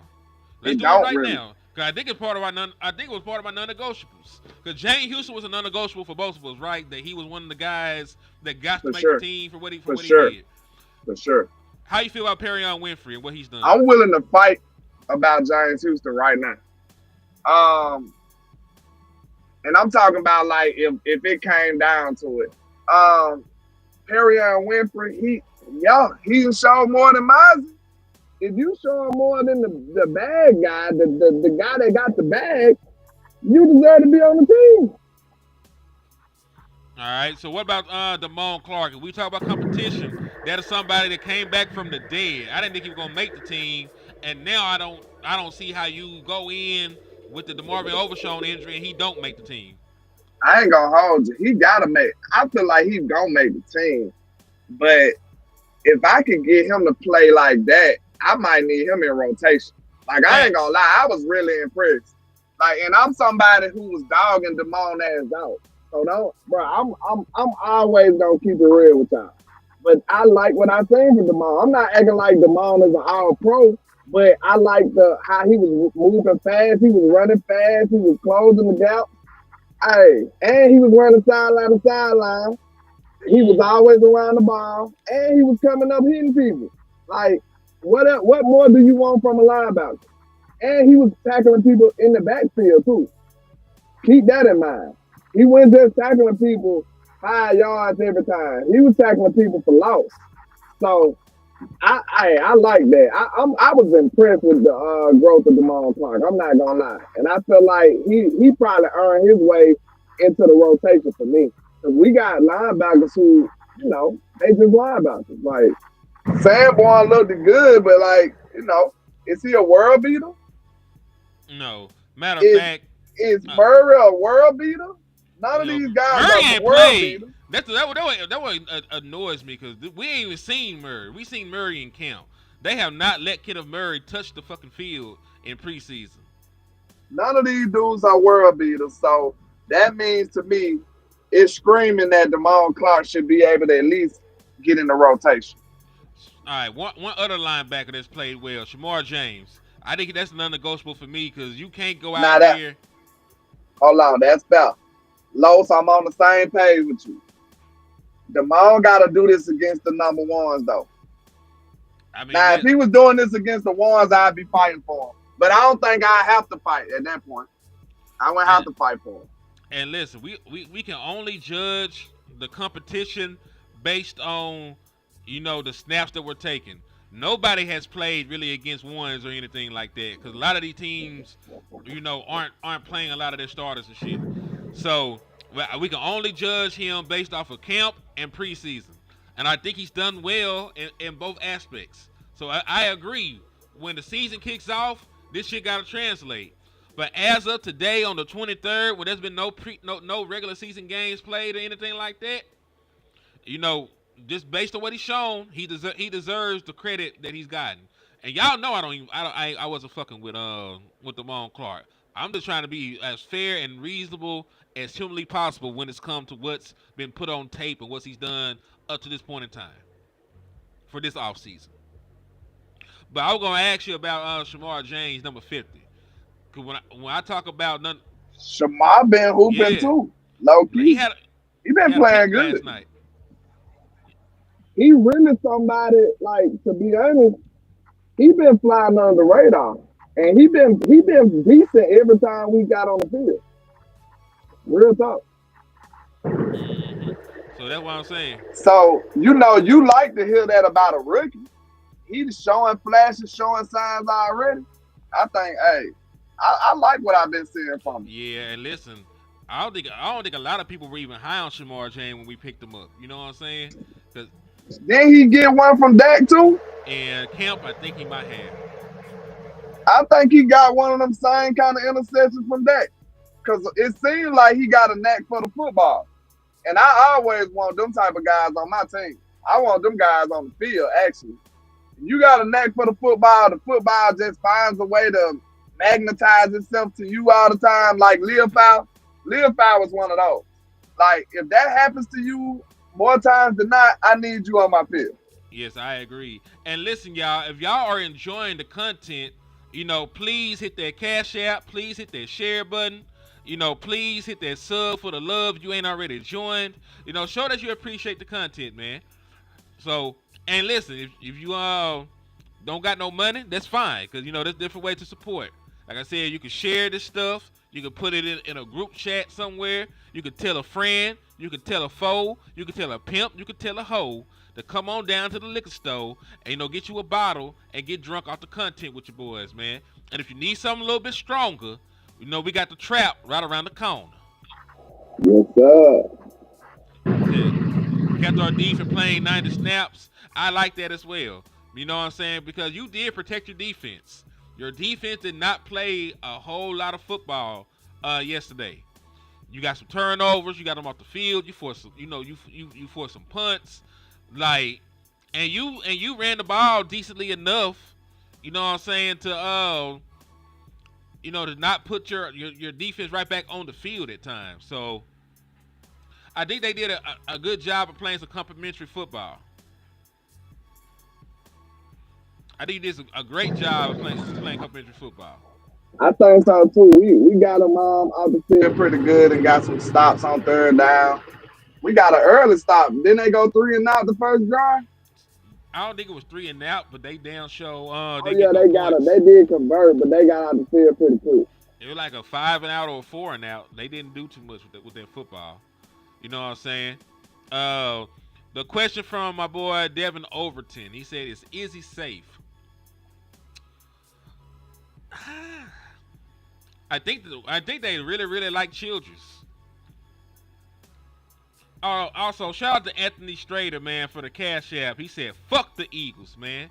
And I appreciate you, man, because it is fuck the Eagles. It's fuck the Commanders. It's fuck the Giants. It's fuck the 49ers. It's fuck Jerry Jones' hairline. It's fuck Stephen Jones and his, turkey neck. It's fuck. Man. Hold on, relax. Hold on now. Hold on now. When you were out here snatching up innocent people ankles and innocent people tendons and ACLs and shit, I ain't said nothing. So when I say all of this is alleged. No, it is not. It happened. I got the video footage. Not real. Shout out to Dirt. This is not real. Okay. Man. Oh, okay. Well, same question though. Like for real. Appreciate you for the super chat though. But salute to Anthony on my side too, man. We appreciate you, sir. Y'all are the trillers. We appreciate y'all, man, for helping keep the lights on. But same question to you: Is Izzy safe? Is Izzy safe? I think so. I like what I'm saying from Izzy. Was they had him at safety or corner though? Everything. Cause I think I seen him at safety too. They had him at safety. They had him at slot. They had him as coach. They had him at everything. They put Izzy wherever they want to put him. Hey, who was that made that Somebody made a big ass hit, but I told you I was watching it on. They made me watch it on Atlanta TV, so they ain't even show it over. It was a big hit, bro. Like the Cowboys, it seemed like they was hitting out there. Was that just me or y'all feel the same No, they way? were physical. They were It fucking feel like physical. them boys were hitting yesterday. I'm not gonna hold Yeah, they were physical, dog. And that shit give me hope. I know, like I get it. The backups on the Atlanta Falcons are boo boo. They're trash. They're garbage juice. You know, that might be one of the few teams where we got better depth than. But you know, on the flip side, had we not went out there and we looked at meek and unphysical and undisciplined against them, we would have had something to say. So you still got to go out and execute. You still got to go out and perform. And they did that against a team that they should have did it against. So I got to you. give Still them gotta credit. do your job. You're right. So I mean, it's a lose-lose situation. We can't just sit up and say, hey, you get dogged out for losing and then you still get dogged out for winning. You know what I'm saying? Yeah, they was physical. You said we needed the confidence to see the potential. I agree. Because we had another bad preseason game. I don't know how I would feel going into this September the 4th game. Michael Parsons ain't been signed. You know, the Eagles, are a very good team. They're gonna be raising the banner, they're gonna be juiced up, all the players gonna snort a line before the game so they ain't gonna feel no pain. Hey, shout out to my guy James Simmons for the cash out. And shout out to Mr. Bobby King too. Bobby King just be watching the videos and just shoot the cash out all the time, man. It be off Yeah. the show and everything. So we appreciate you, Bobby King. I know sometimes I might forget to tell you I appreciate you, but we really do, man. Salute to y'all for showing the love.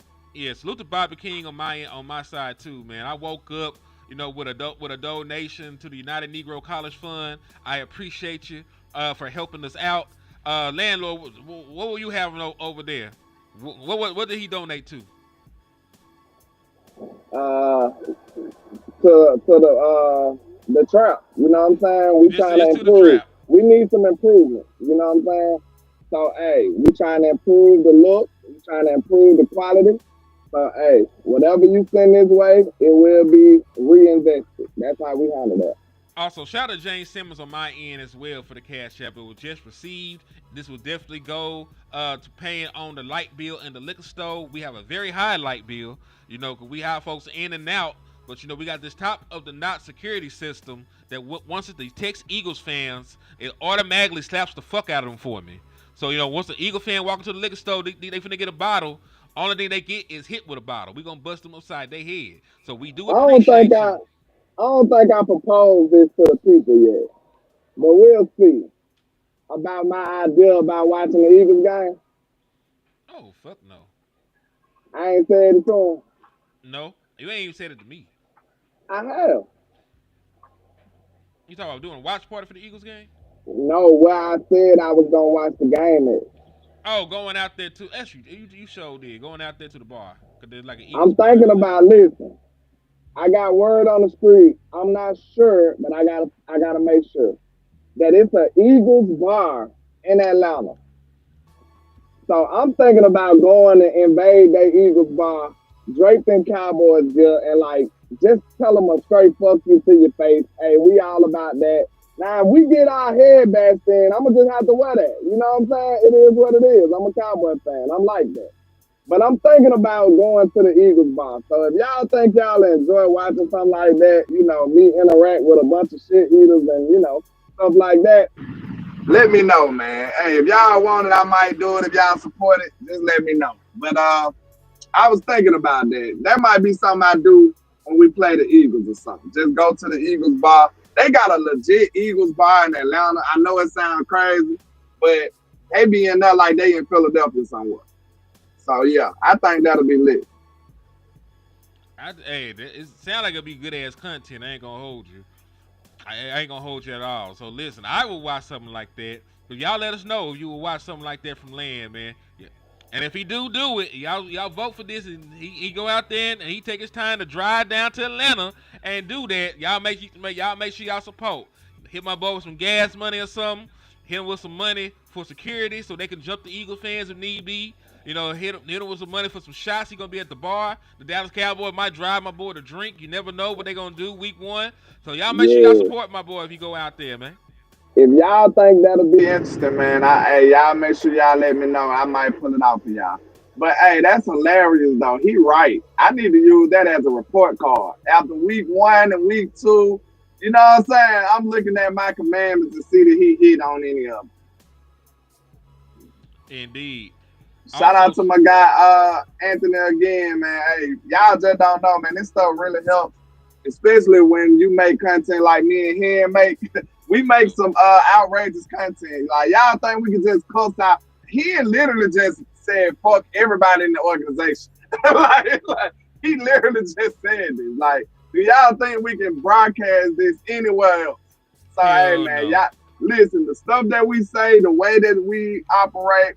I know a lot of y'all do appreciate that, but I promise y'all, we could not behave like this without y'all support. So when you get a little extra, just think about that, man. Just shoot us a little something when you can, man. Real talk, it goes a long way. It does. We ain't getting no sponsors with this shit. Of course not. It's way too lit for to ever have a sponsor. But salute to Haynes to the left. On my end as well with the cash app, man. This is gonna go to the liquor store light fund, so we appreciate y'all, man. But yeah, like he ain't my bad. Yeah, he did put it in there. Hands to the left. That's what's up. Yes, indeed. Let's see, dog. Who else is on this team that is sort of borderline for me? Because there's a bunch of them. And if y'all wondering, yes, we are going long, but there's college football on, and I already put my ticket in. So, at 11 o'clock, I'm going to be out for here before 11 Wait a minute. Is college football on? It's week 0.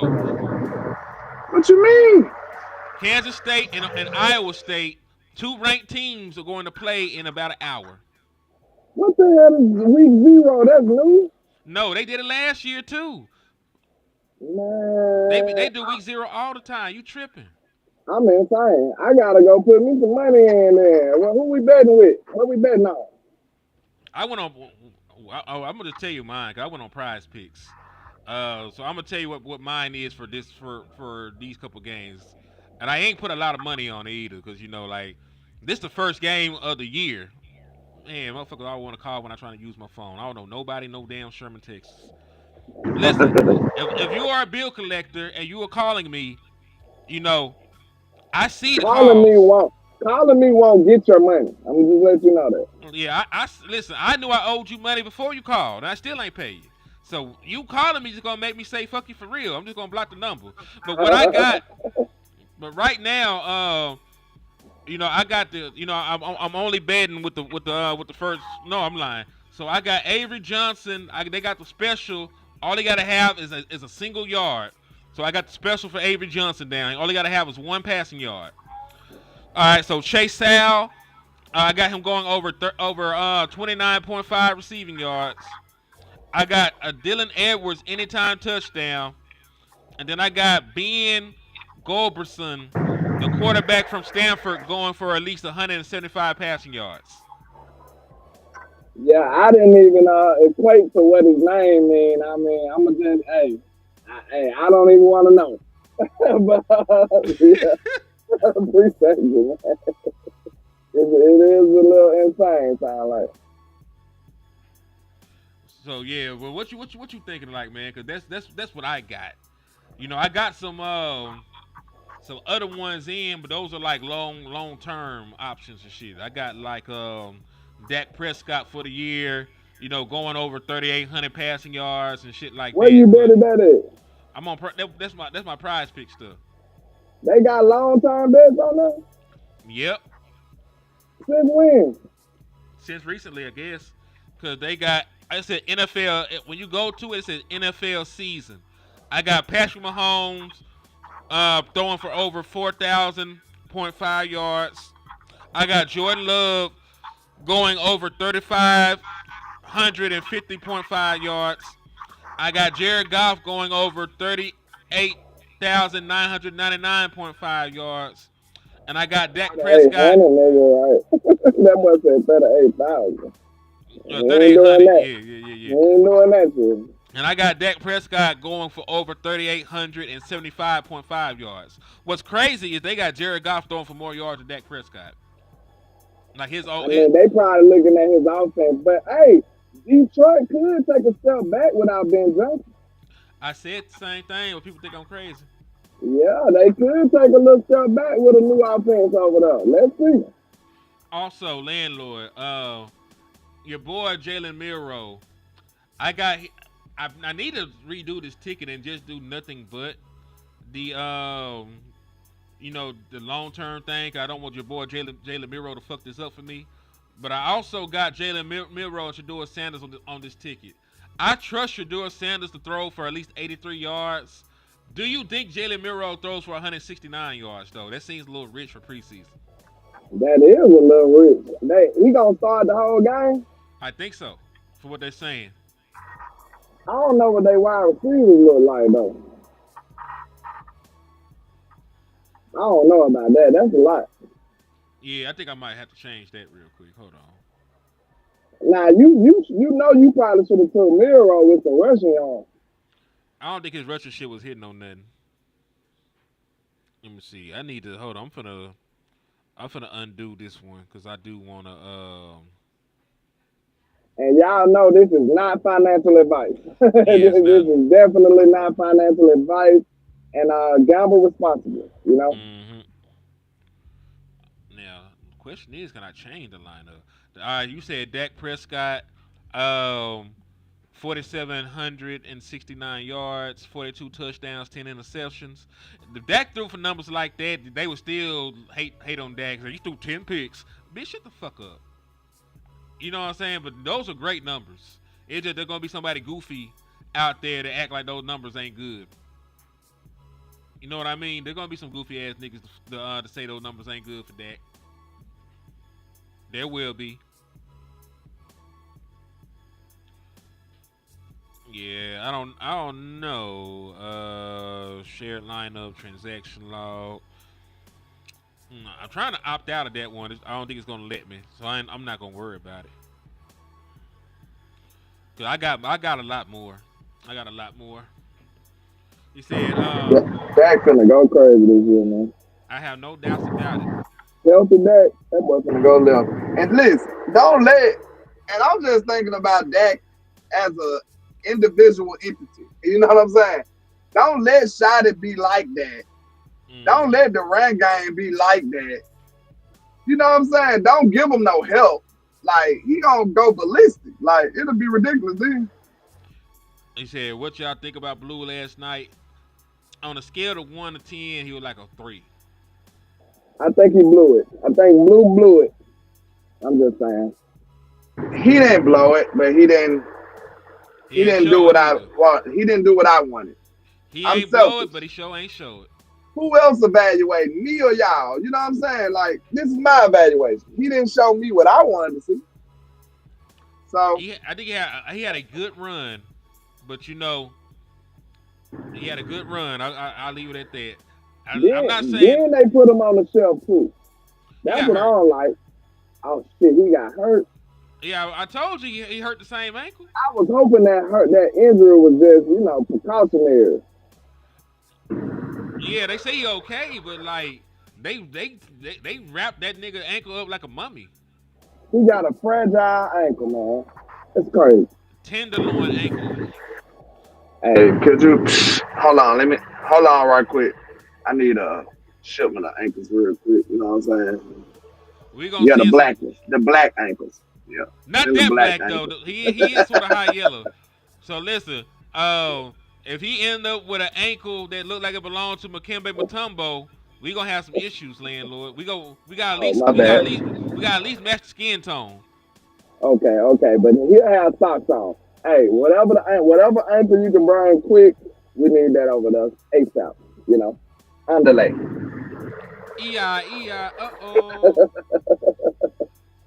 Rapido. Y'all don't know what language he is. That's crazy. We need that rapido. You know what I'm saying? Listen. I don't think that Jadon Blue is horrible. I think he has talent. I'm just talking about what I saw last night. And to also be fair, that was his first preseason game. That was his first, live snaps of NFL football. He missed training camp and missed time. So, I'm trying to be fair to the man, but I'm just talking. Tenderloin ankle. Yeah, he had a tenderloin ankle, man. It would fall off the bone. They had that boy shit in the crock pot.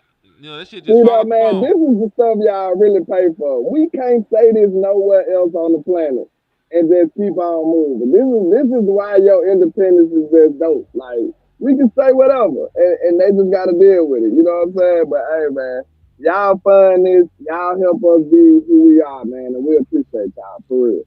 Yeah, indeed, man, indeed. This Like, man listen. said this man has a tenderloin ankle. And I just then took on a whole role of selling miscellaneous black market body parts. And it's nothing like we just going on about our day about it. You feel what I'm saying? Mm-hmm. Could you imagine if I did that on the .com? Yeah, I got them ankle bones for sale. They be like, what? Get this man up out of here. Yeah. We are not liable for this young man right here. Tenderloin ankle after crock pot. But man, listen. If your ankle is tender, how else should I describe it? Huh? So y'all be out like I'm wrong when they wrong for having their ankles out like that. Hey, Michael was running with a little gangster in the winter. Yeah, he had 2 carries for like 19 yards. So he had a big run on the first carry, and then the second run was a touchdown run, and then they took Michael him out the ran with a game. little attitude to me. I like it. Yeah, I think he did all right, dog. I don't think he did anything wrong. I think he did pretty damn good for only having 2 carries. You know what I mean? It's 2 carries, so Henny diagnosing and landlord prescribing. Hey, man, you got to come up, man. Anything you got to do to come up. I mean, we got to do what we got to do. But it is running on to 2 hours, though. It's been dope. It's been great. But I got shit that I got to do. I got to see, if I want to put some more money on this game. I got to see if my wife needs me for anything. I might have to take out some trash. I might have to go fight a bear. Ain't no telling what the wife gonna ask me to do before the game starts. So Okay, you might have to fight the bear, but who should we help? Should we help you or the bear? I mean, definitely help the bear. I'm put. Okay. Cause I'm about to pull up on my guy. You know what I'm saying? But if you good, you good. You feel? Man, you pull up. I'm gonna have the bear in a full Nelson. You ever heard a dude tell that story? Like, I had him in the full Nelson. I was swinging. That's how I'm describing me. That's how I'm describing me fighting the bear. I'm about the bear in the full Nelson. You know I got that on my song. I said you can throw me in the jungle, then I come back with a mink, with a snake skin belt and some gators on my feet. That's just gangster, right? You done made a way and you came back stylish. That's came crazy. Back clean as mud. I'm full and clean. Like this is how we get down. Yes, but hey, man, salute to y'all, man. We appreciate all the love and support. Y'all make sure y'all tap in for the win. I let your boy Henny. Indeed, it's your boy Henny the Moore reporting live from the liquor store, man. Thank y'all for sliding in and getting drunk with us off the Dallas Cowboys content. You know what I'm saying? If you need something stronger, though, the trap's still around the corner. So we appreciate, landlord for sliding in, taking time out of his day to chop it up with us about these damn Dallas Cowboys. And, man, listen, football is back. We finna watch some college football tonight, man. So God bless y'all. Appreciate y'all for everything. And in the words of the big cousin West Coast, man, never look down because the style is up. Peace.